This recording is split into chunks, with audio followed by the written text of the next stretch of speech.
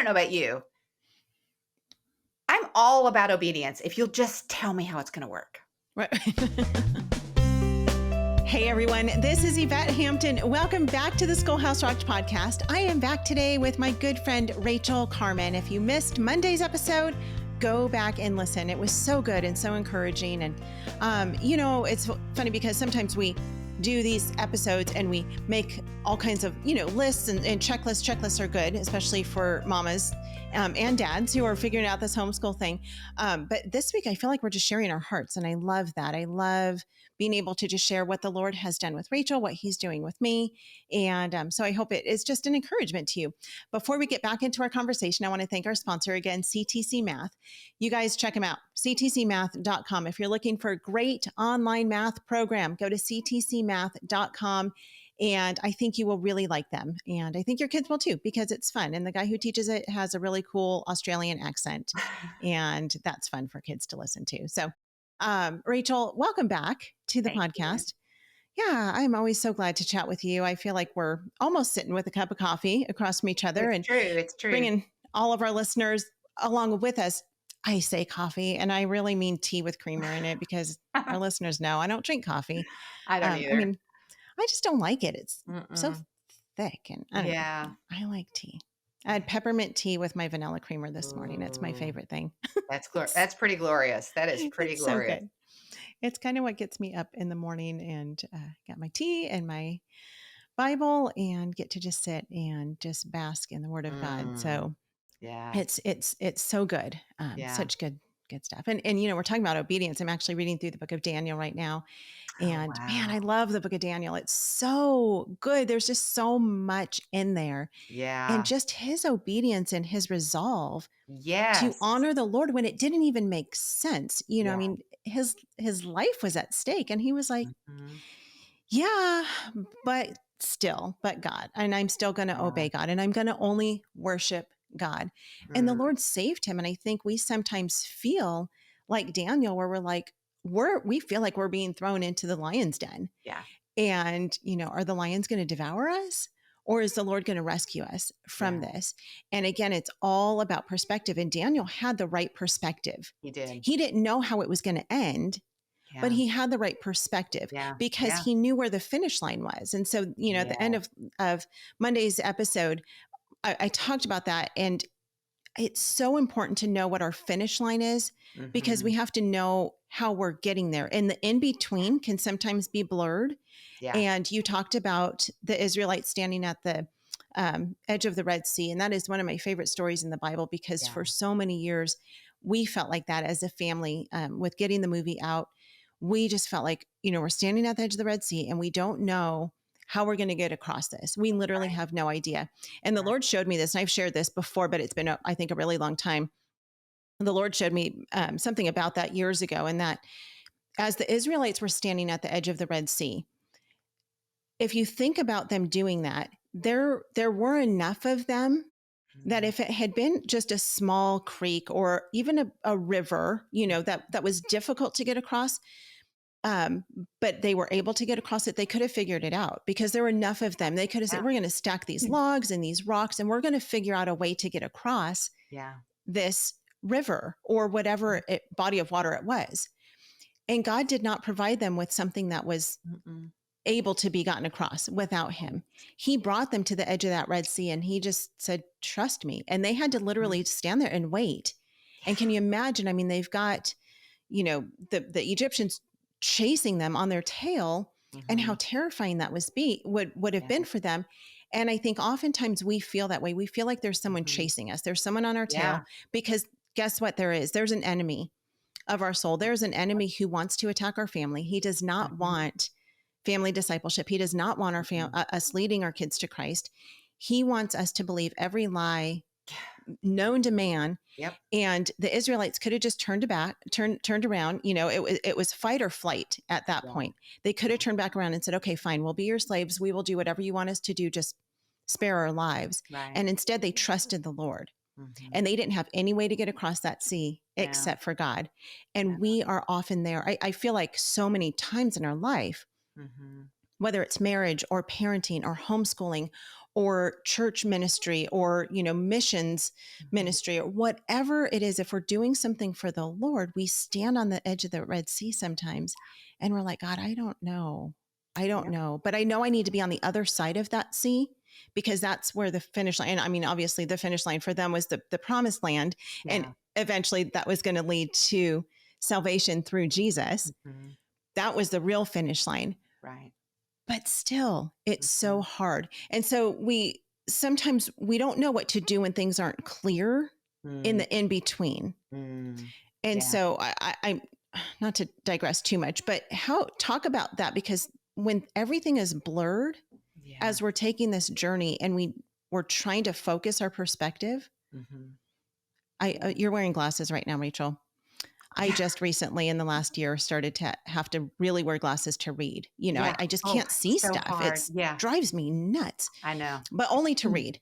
And so it's weird how, my eyes are changing as I'm getting older. Yeah. Sometimes things are so blurred and I just can't see what it is that I actually need to see until I put my glasses on and look at it. So speak on that for a minute of just what do we do in the middle of the Red Sea when everything is a mess and muddy around us? Yeah. I don't know. I can't even jump there for you. You said some really rich stuff there. I mean, that was good stuff. I think two things I want to back up just for a minute and say that are so powerful, because I am with you, Daniel, man. And to me, that there's a good mama praying for him, right? Oh yeah. I mean, we don't have her name, but I'm thinking somewhere, because her baby was ripped out of her arms probably and taken to Babylonia. There was a mama on her face praying for her baby. And I just think he was probably young, right? But I mean, we don't get far into the book of Daniel 1:8, it says Daniel resolved. Yeah. And so, I think this whole issue of perspective, and I didn't do this early on. It came, when I got to that place of I can't do this, there comes a point, right, in our pursuit of perspective. And when we can't see anything, when the Pharaoh's to our back and the Red Sea's to our front, we have a decision. We're at that crossroads. Jeremiah talks about, I think it's 6:16, stand at the crossroads, right? We're at that point where, what are we going to do? Right. Are we going to give in to just abject fear and panic and just, you read that passage about they're on the edge of the Red Sea, and some of them are like, why did we come out here? We come out here to die. And, that's what some of us are tempted to do. I mean, what are we doing? Are we doing this to mess up our kids and lose our sanity? And of course, that's not the objective. That's not why God's brought you here. It's not why God got them to the edge of the Red Sea, right? But it's that issue of resolve. What are we resolving to do, right? And I think the resolve of Daniel was obedience to God. And if you want to know how to glorify God, trust and obey. Yep. Trust and obey. The chief end of man is to enjoy God and glorify him forever. What does that look like practically? Trust and obey, that you trust and obey him. And so for Daniel, you see that through the entire narrative of that book. And if you want homework, I'm very famous for giving homework to my audiences. So homework, read Daniel. Yep. Here's a young man at a young age, and Daniel resolved. And how did he walk that out? Over and over and over again. He trusted God and he obeyed God. But there's a third thing there, and you mentioned this in passing too, and I just want to make sure we don't miss this. What else did Daniel do? He trusted, he obeyed, he waited on God. Oh, there's several different points. I think it's in chapter 2 when the king has this dream. I mean, there's several dreams that the king has, but there's this dream that the king has. And not only does he want an interpretation, he wants someone to tell him what the dream was. Right. So, I mean, he's like up in the ante, right? I don't just want you to tell me what it means. I want because they could have just made up the interpretation at that point. He needed to know. I mean, it's just like, oh my goodness. This is really from some higher power. Exactly. I mean, this was like the ultimate test of the wise man. And then when they're like, no, we can't do that. He's like, then just kill them all. Just kill them all. Right. All the people who couldn't tell him and interpret his dream. Right. Yeah. And so Daniel gets the word that they're all going to die. Right. And he goes in and he goes, I love this. He basically says, can you just give me some time to wait on God? Mm-hmm. I just need some time. And then he waits on God. And all his buddies, his compadres, they wait on God too. And God reveals to Daniel the dream and the interpretation. Mm-hmm. Why? Because he trusted in God. He obeyed and went into the king. And then he waited on God. But it gets even better than that. And I think it's chapter 3, when he goes in and tells the king the dream and the interpretation, he doesn't even take credit. The king is like, whoa, you're amazing. And Daniel's like, yeah, no, it's not me. Yeah. Yeah. Wow. So you see all of you see evidence. I don't know that the word perspective is used in the book of Daniel. I have to look that up. You see evidence that this young man had the right perspective. Yeah. And when it was foggy, we have the book of Daniel, right? We get to know how it played out. We get to know that he gets the interpretation. We get to know that Shadrach and Meshach and Abednego get saved and rescued. We get to know that Daniel's not eaten up by a bunch of hungry lions. We know that. They didn't know that. Right. Yeah.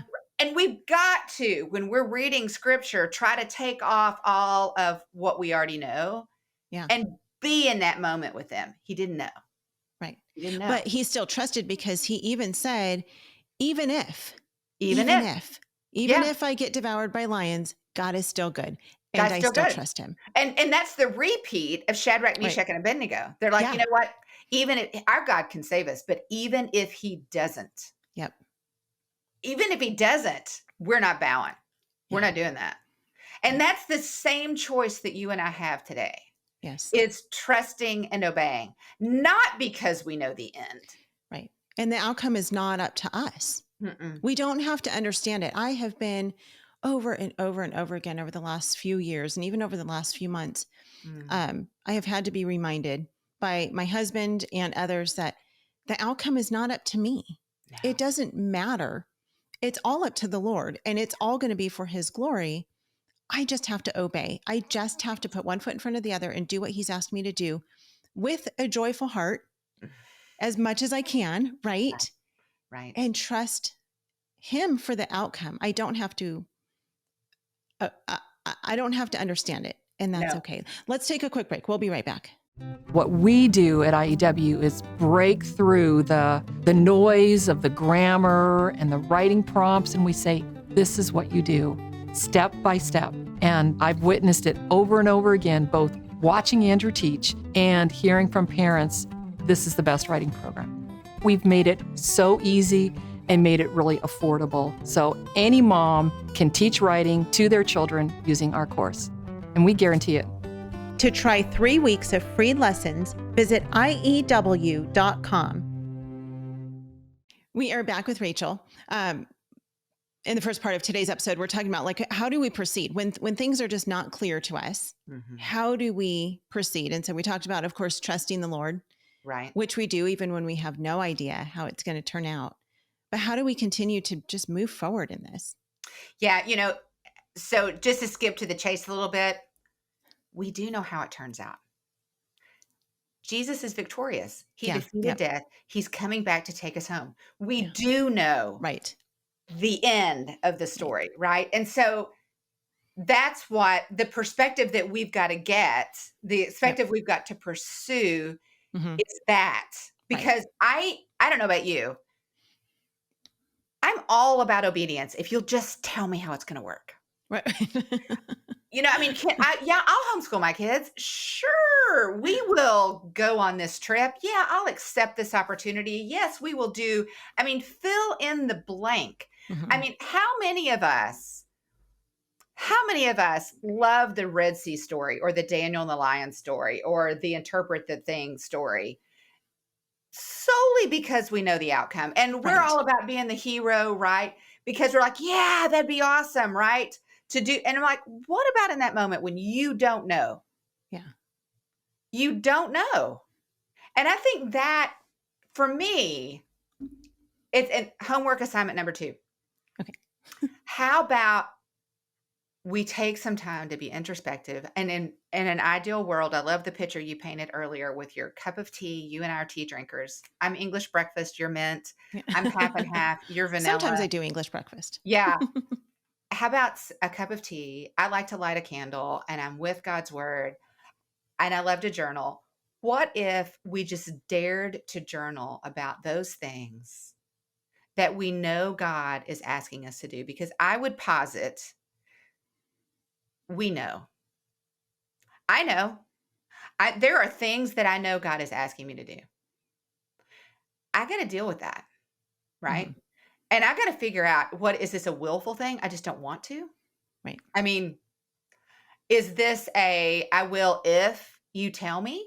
Right. Because, and it's easy to say, oh, I don't have any of that going on. Okay, girlfriend. All right.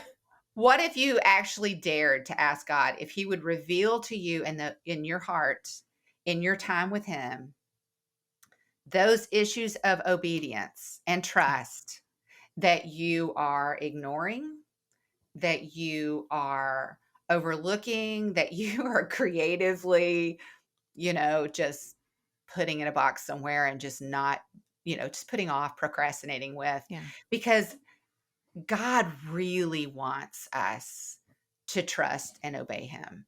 And he's not asking for us to do an Isaac, right? Yeah. Probably. It's incremental. And if you've been on this journey for a while and you're like, dagummit, the thing he's asking me to do now is so much more serious than the thing he did last week. I'm like, yeah, it is. Because God is never satisfied with us where we were last week or last year. Because his whole objective is that we're transformed, that we're changed. But it's all about that perspective. It's all about that resolve that Daniel shows us, right? Right. And then that trust, that obedience, that waiting on him. So how about some women examples? We need some women in here somewhere. Yeah. So let's throw some in. Let's talk about Ruth, when she is tending to her mother-in-law, who is probably suffering from some depression, right? Because her husband's died, her 2 sons have died. She's lonely. She's not thinking clearly, right? And Naomi ministers to her. But it's not because she knew that there was a Boaz. Right. It's not because she knew there was an Obed. She was trusting and obeying what she knew, right? Esther, Mordecai comes and says, you got to do something. Who knows that you were born and ascended to the throne for such a time as this? And she's like, I'm not feeling it. And he's like, look, God is going to save his people. Right. God is going to do something. And then she says, gather the Jews and fast and pray, and I will go in. I mean, but she didn't know. I mean, this is the same guy. Yeah, she said, if I die, I die. Exactly. Yeah. And there's all indications that she was prepared to do that. I mean, this was the king who had sent out the last queen, Vashti, right? He had exiled her. So, I mean, it wouldn't have been out of character if he had done the same thing to Esther. Yeah, right? If he had been in a bad mood that day. Exactly. And not held out his golden scepter. Yes. And I think she says it had been a long time since he had called her. Like 30 days or 100 days. I mean, she hadn't seen the king for a long time. It's an interesting little phrase. More homework in there. So, and these people didn't know. How about Mary? An angel comes to Mary, a young woman, and invites her to be a part of what he's going to do to save mankind and humanity. And she has a really good question. Never been with a man. How's this going to happen? Right. And he answers her question.